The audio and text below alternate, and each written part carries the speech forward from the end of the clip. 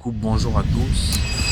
Bienvenue dans cette série de vidéos Road to 5K où je documente en public la création de mon agence spécialisée dans la mise en place de systèmes d'acquisition automatisés sur Instagram jusqu'aux 5K de chiffre d'affaires mensuel et récurrent.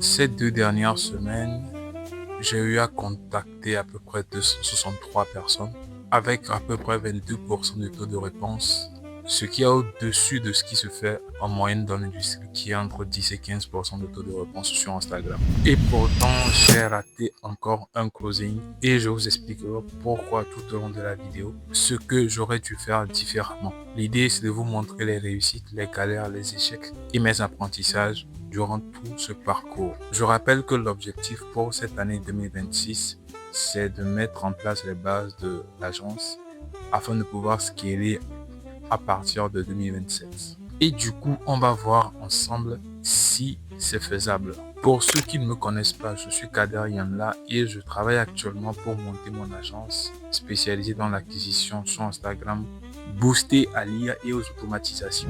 L'écosystème repose sur 6 piliers principaux. L'optimisation des pages Instagram, la création de contenu vidéo format court, la création de contenu format carrousel, la prospection à froid et à chaud, le nurturing et pour finir le tracking et le reporting des performances. La promesse de mon agence, c'est l'amélioration continue. C'est-à-dire que nous sommes la seule agence sur le marché qui promet des résultats supérieurs par rapport au mois précédent. On teste rapidement, on traque rapidement, on fait des feedbacks rapidement, on améliore rapidement.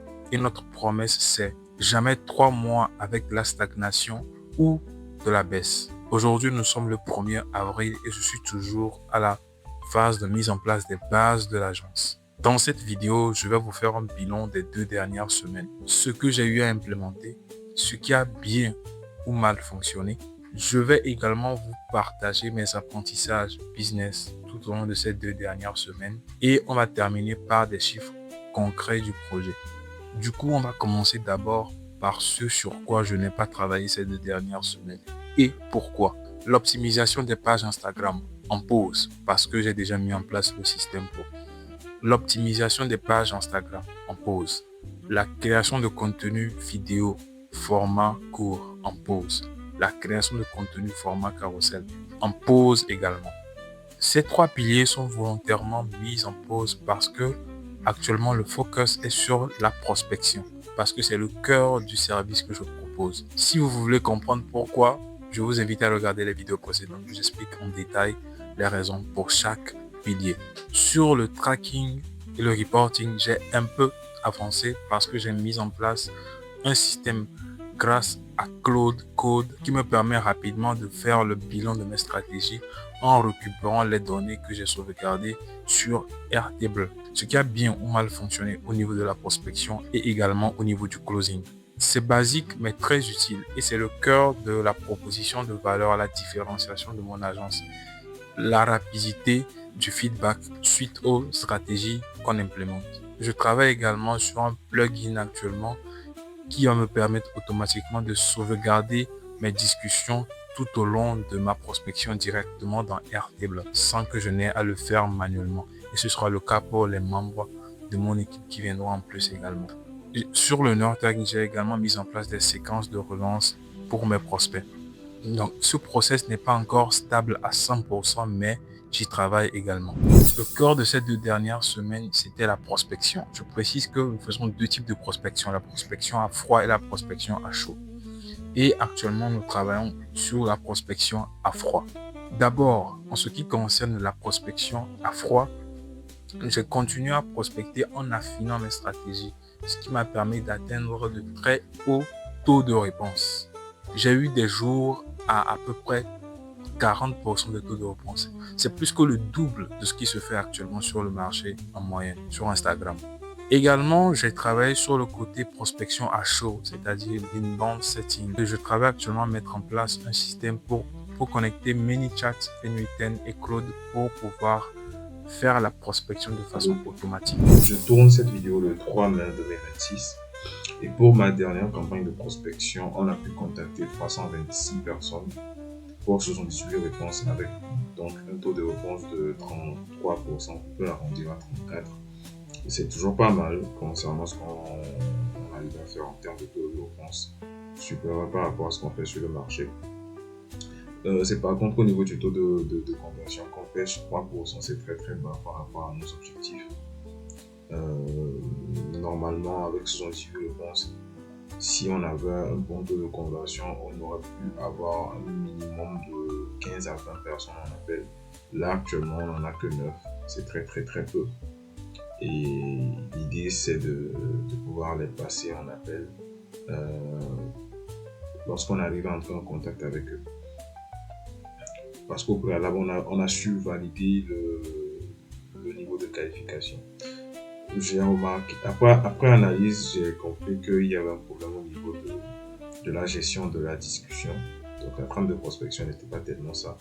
Les relances aussi ne sont pas assez structurées. Et donc, ça fait qu'on perd certains prospects.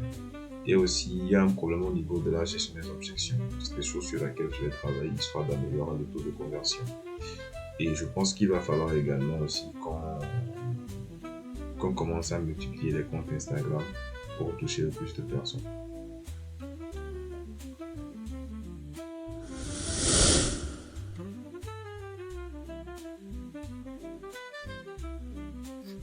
Tout n'a pas marché et c'est important d'en parler. Entre la période du 15 mars et aujourd'hui, j'ai eu 2 appels de découverte et un appel de closing. Du coup, j'ai un autre appel de closing demain. L'appel de closing que j'ai eu à faire ne s'est pas bien passé. Et en analysant honnêtement, j'ai compris ce qui ne s'est pas bien passé ce jour-là.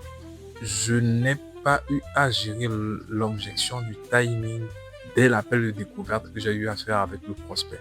Et donc au final, lors de l'appel de closing, le prospect m'a dit que ce n'était pas encore le bon moment pour lui parce qu'il était en déménagement en gros. Et je n'ai pas su répondre à cette objection de façon convaincante. Déjà, ce que j'aurais dû faire, c'est anticiper cette objection et demander au prospect durant l'appel de découverte et également me préparer à répondre à l'objection durant l'appel de closing. Parce que si tu n'as pas une bonne réponse à l'objection, ce n'est pas encore le moment, bon bah tu perds le deal.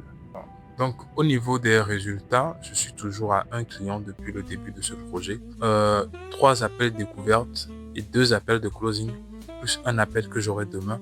Et c'est réel, je ne vais pas vous habiller ça autrement. Je sais que je peux encore améliorer mes performances et c'est ce que je vais faire. Je précise également que j'ai un autre prospect qui a accepté un appel avec moi, mais on n'a pas encore planifié la date de l'appel. Ce qui est positif dans tout ça, c'est que je commence à bien identifier le type de profil qui accepte de monter en appel avec moi et qui sont potentiellement intéressés par les services que je propose.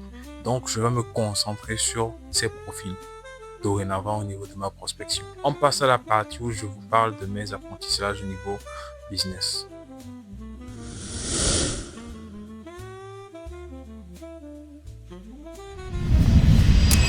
L'action vient avant la réflexion, pas l'inverse.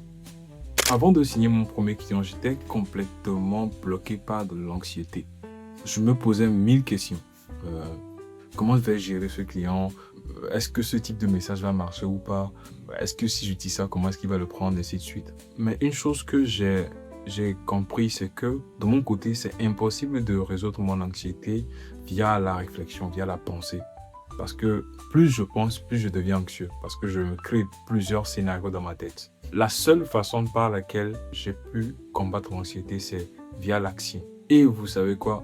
Dès que j'ai signé le premier client, que j'ai commencé à travailler avec lui, l'anxiété a totalement disparu. Pourquoi? Parce que j'étais dans l'action, j'ai appris en faisant et également j'ai un track record qui me permet de savoir ce qui a déjà marché. Et ce track record là, je l'ai aujourd'hui parce que je suis passé à l'action. Donc l'idée, c'est de travailler jusqu'à ce que vous n'ayez ce track record là. Donc encore une fois, c'est un truc que vous entendez un peu partout, mais une différence entre l'avoir vécu et juste le dire. Et ce n'est pas uniquement pour des grands projets, même pour des petites actions. Il ne faut pas attendre d'être prêt ou d'être certain avant de la réaliser. Même si c'est un petit message que vous devez envoyer. Il faut juste agir et les réponses viendront sur le chemin. Le deuxième apprentissage business, c'est que aucun business n'est joli dès le début. Il faut bâtir sur le long terme. Beaucoup de gens aujourd'hui font la promesse à tout le monde d'avoir leurs 5 premiers clients dès le premier mois. Je ne dis pas que c'est pas possible. Sûrement, ils ont des méthodes qui permettent de le faire. Mais en partant de zéro, tout seul, c'est très compliqué. Ce que je pense pour moi, c'est que le système qui va me permettre à moi, par exemple, d'avoir 5 clients récurrents tous les mois, c'est un système que je vais bâtir sûrement sur 6 à 12 mois. Et là, actuellement, les 2 clients que j'ai eus, donc le premier pour une mission ponctuelle, le second pour une collaboration plus long terme, c'est pas juste en envoyant 2 messages que je les ai eus. J'ai dû travailler sur 2 mois à peu près, me remettre en question au niveau de mon offre plusieurs fois avant de trouver ce client. Donc ce que je veux dire par là, c'est qu'il faut arrêter de juger ces résultats sur le court terme et surtout de se comparer aux personnes qui sont sur les réseaux sociaux. De un, déjà parce que certaines personnes ne disent pas la vérité. De deux, c'est que on ne peut pas comparer son niveau 2 ou 3 avec le niveau 150, 250 de quelqu'un. Je pense que c'est Mathis Coulet qui l'a dit dans une de ses vidéos.